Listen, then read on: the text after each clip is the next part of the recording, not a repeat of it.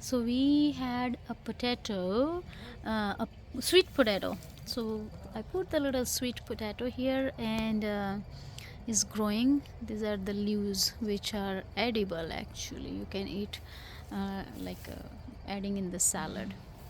So, and then more green chili peppers. This plant I have since 2 years. It just kept growing. So there are more leaves coming. I mean the flowers coming, and hopefully it's very hot, like 100-degree right now in Florida. Hopefully they will be growing more, and these flowers are for snake guard. Uh, the snake guard flowers. So we had couple of them, and we just we cooked it, and it actually also when you cut it, it tastes like a cucumber, very tasty, yummy.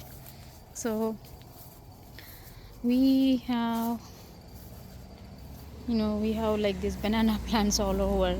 We did have a banana came like 6 months ago. We took out from that other plant, but there are bananas. And then this is the lemon plant. It's been there for, I think it's year and a half now, but I don't see any lemons coming on that yet.